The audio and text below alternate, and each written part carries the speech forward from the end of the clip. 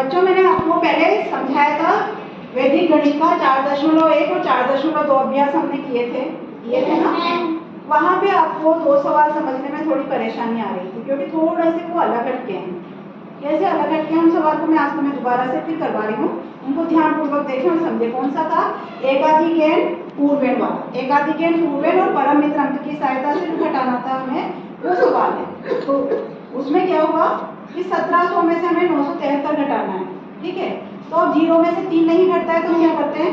3 का परम मित्र अंक 7 को 0 में जोड़ा तो 7। अब यहाँ पे हमने परम मित्र अंक जोड़ा है तो हम यहाँ पे बिंदी लगाएंगे। तो यहाँ बिंदी लगा दी तो कितने हो गए ये? 8। अब ये 8 0 में से घट सकता है तो फिर 8 का परम मित्र 2, तो 2 को 0 में जोड़ा तो 2। अब यहाँ पे हमने परम मित्र अंक जोड़ा है इसलिए हम यहाँ पे भी क्या लगाएंगे? अभी क्या हो गया? 9 के ऊपर बिंदी यानी कि 10। तो 10 बेटा ये एक अंक के नीचे तो एक ही अंक लिखा जाएगा ना। अब यहाँ वो 10 हो गया यानी कि क्या हो गया? इकाई दहाई सैकड़ा। पहले 900 था लेकिन अब ये क्या हो गया? 1000 है ना। तो अब ये 2000 में चला गया ना, 10 होते तो यहाँ पे तो 0 रह जाएगा और जो वो 1 है वो यहाँ आगे इसकी संख्या के ऊपर चला जाएगा। हम आगे 0 लगा के उसके ऊपर बिंदी लगा देंगे। ये परम मित्र अंक का नहीं है 0, ये कौन सा 0 है? यहाँ पे इसमें जो बिंदी लग के 10 हुआ, उस 10 का जो 0 तो यहाँ रह जाएगा और 1 आगे चला जाएगा। जैसे 10 है ना तो 10 का 0 तो यहाँ रह जाएगा और ये आगे चला जाएगा, ठीक है। अब हम क्या करेंगे? 7 में से कितना घटाएंगे? 0, क्योंकि यहाँ तो क्या रह गया अब हमारे पास? 0। तो 7 में से 0 गए तो क्या आएगा? 7। अब यहाँ पे देखो 1 में से कितना घटाना है हमें? 1। तो 1 में से 1 गए तो 0। अभी समझ में आया सबको अच्छे से सवाल? कोई कंफ्यूजन? अच्छे से आगे समझ में। एक और सवाल है, इसको करते हैं ना। 0 में से 4 नहीं घटता तो 4 का परम मित्र 6 को 0 में जोड़ा तो 6, तो यहाँ बिंदी लगाएंगे। अब ये कितना हो गया? 1 का परम मित्र 9 को 0 में जोड़ेंगे तो 9 आएगा। अब यहाँ इसके ऊपर बिंदी लगाएंगे। अब बताओ ये कितने हो गए? 10। अब 10 हो गए तो क्या करेंगे? यहाँ का जो 1 है वो कहाँ चला जाएगा? आगे, है ना। 4 के पास जुड़ जाएगा 1000, क्योंकि 1000 बन गया ना यहाँ पे, तो वो 1000 का 0 तो यहाँ जुड़ जाएगा, 1 तो यहाँ जुड़ जाएगा, यहाँ क्या रह जाएगा? 0। तो अब 7 में से 0 को घटाएंगे तो क्या आएगा? 7। और यहाँ पे 9 में से कितने घटाएंगे? 5। 4 नहीं 5।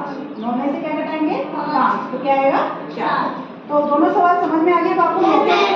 यदि बिंदी आ जाती है तो आपको क्या करना है? उस जगह पे 0 रह जाएगा और उसका 1 अगली संख्या के ऊपर चला जाएगा, तो आपको फिर ऊपर की संख्या में से क्या घटाना रह जाएगा? 0। समझ में आ गया? अब इसके बाद हम प्रश्नावली 4.3 है हमारी, ये वाली है ना। इसमें क्या करना है? हमें 10 के आधार पर विचलन लिखना है, जो मैं आपको पहले भी समझा चुकी हूँ, लेकिन इस अभ्यास को हम कर लेते हैं। आप मुझे बताते जाना कि किसका क्या विचलन है। विचलन आप मुझे प्लस और माइनस में बताएं, सिर्फ संख्या ना बोलें, उसके आगे ये भी बताएं कि प्लस आएगा या माइनस आएगा, ठीक है। वो मैं आपको पहले। तो पहला सवाल है हमारा 14 का विचलन। मैं आपको पहले भी समझा चुकी हूँ शुरुआत में।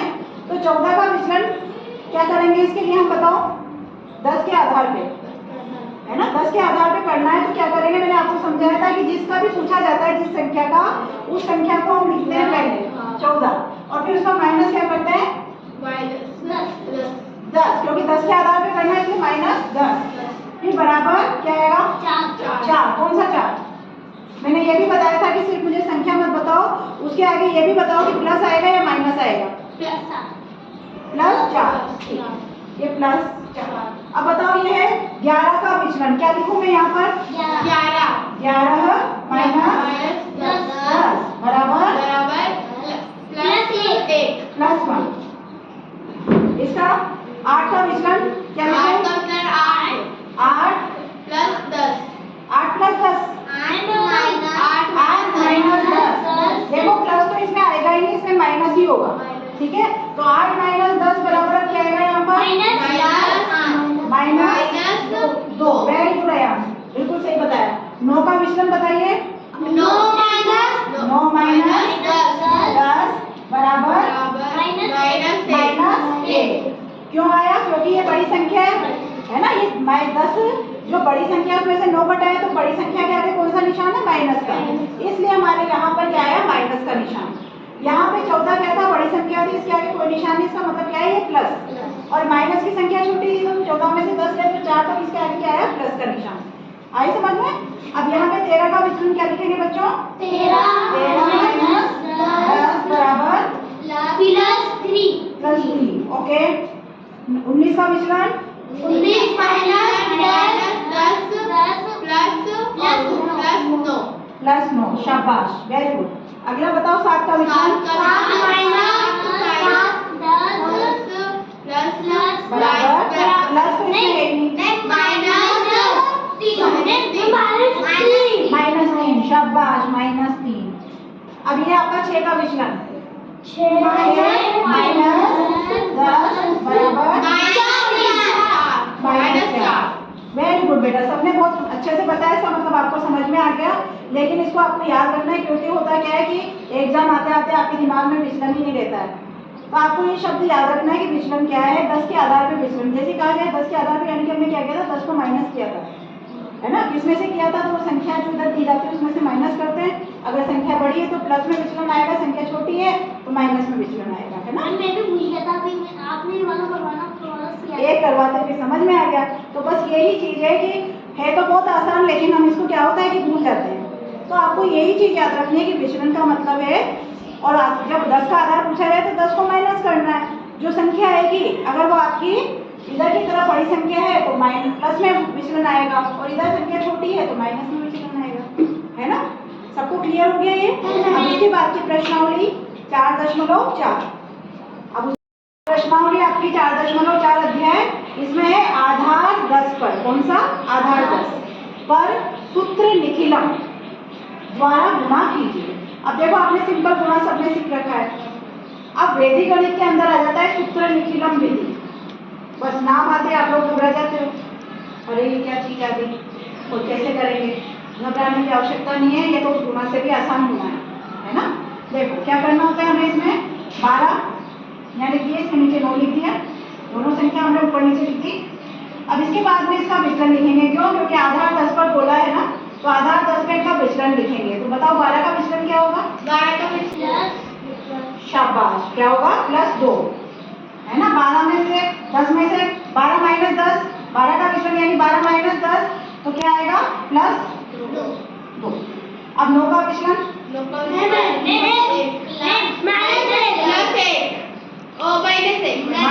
बेटा ध्यान से सोचो, अभी इतने सारे अपन ने विचलन निकाले हैं, तो आपको ध्यान होना चाहिए कि जिसका भी विचलन पूछा जा रहा है उसमें से -10 करना है। तो अगर ये संख्या आपकी छोटी है 10 से तो माइनस में विचलन आएगा, और ये संख्या आपकी 10 से बड़ी है तो प्लस में विचलन आएगा। सिंपल सी बात है। अब ये आप लाइन खींच दी, ठीक है। अब हमें क्या करना है बेटा कि यहाँ से चाहे तो इधर तिरछी लाइन खींचो, चाहे यहाँ से इधर तिरछी लाइन खींचो, किधर भी आप खींचोगे कोई दिक्कत नहीं है। तो जैसे आप यहाँ से यहाँ लाइन खींचते हो, 12 और 1 के बीच में आपने तिरछी लाइन खींची, तो 12 और 1 के बीच में कौन सा निशान है? 1 के पहले कौन सा है? जिस विचलन को हम इस 12 से मिला रहे हैं उस विचलन के आगे कौन सा निशान है? माइनस का। यानी कि 12 में से -1 करेंगे तो क्या आएगा? 12 में से -1 किया तो 11, तो ये हमने 11 लिख दिया। फिर ये वाली लाइन खींचेंगे हम ऑब्लिक की। अब उसके बाद में क्या करना होता है? दोनों को विचलन को गुणा करना होता है। क्या करते हैं? जो दोनों विचलन है इनको हमें गुणा करना होता है। तो बताओ 2 एकम 2, तो हमने यहाँ लिख दिया 2 एकम 2। लेकिन इससे काम नहीं चलता है, उसके आगे के निशान देखने पड़ते हैं कि इस 2 के आगे क्या है? प्लस, और 1 के आगे क्या है? माइनस।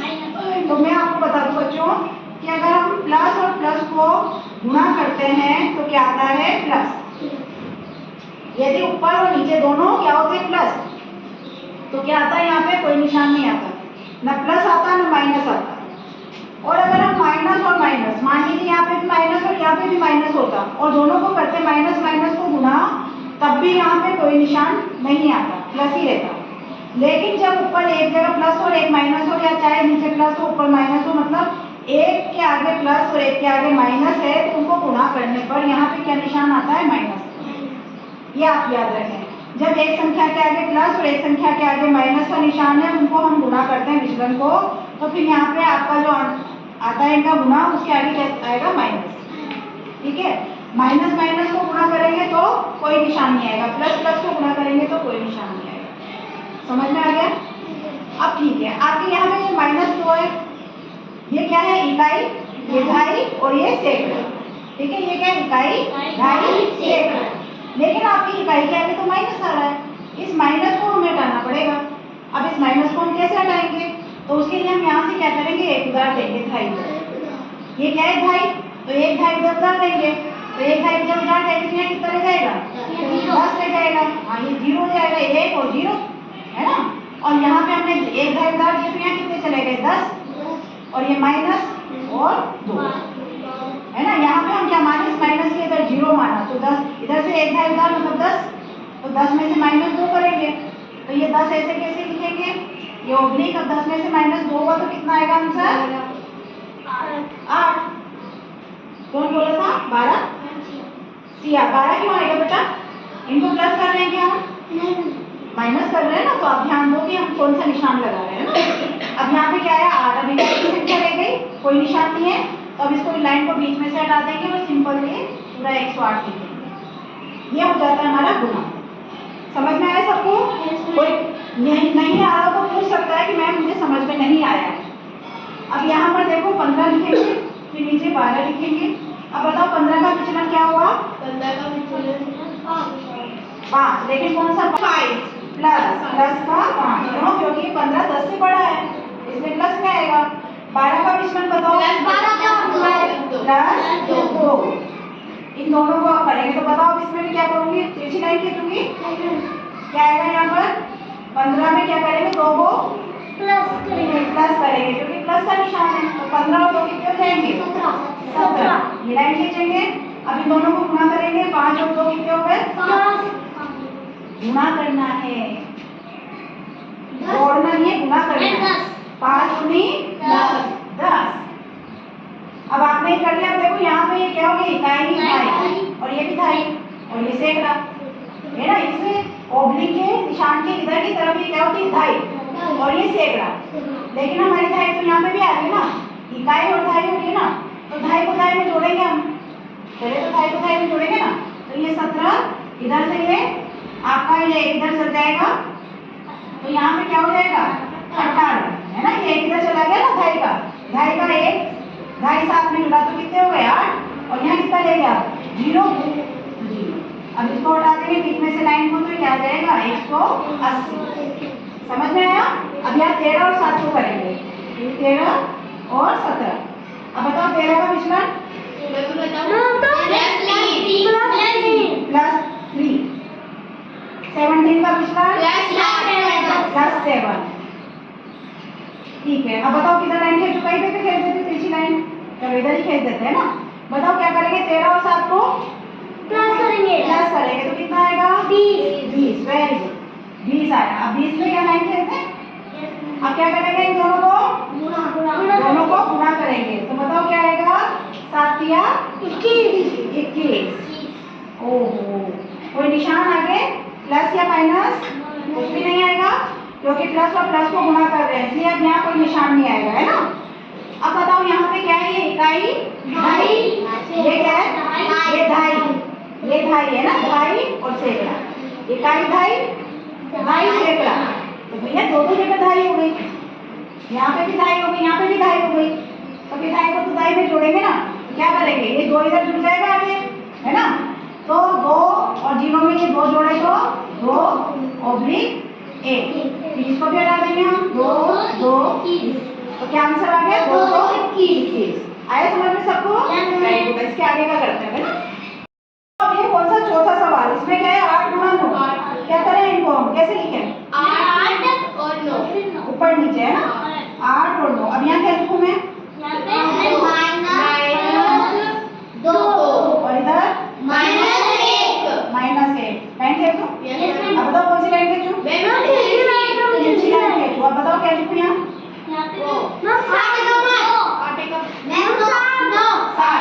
8 में से -1 होगा ना, भाई 8 और 1 के बीच में क्या निशान आ रहा है, माइनस का, तो 8 में से 1 को माइनस किया तो 7 ऑब्लिक। अब इन दोनों को क्या करेंगे, गुणा, क्या आएगा, कोई निशान तो नहीं आएगा आगे, क्यों, क्योंकि दोनों माइनस माइनस को गुणा करते हैं तो कोई निशान नहीं आता है ना, कोई प्लस माइनस किसी का भी निशान नहीं आता है। अब बताओ यहाँ पे इकाई है, ये क्या है, ढाई, तो कोई ढाई वगैरह नहीं, माइनस भी नहीं, तो सिंपल क्या करेंगे हम, 7 और 2, इसको बीच की लाइन को हटा देंगे, है ना, सबसे सिंपल सवाल। गुड। अब यहाँ क्या करूँ, 14 और 11। अब यहाँ क्या लिखूँ, प्लस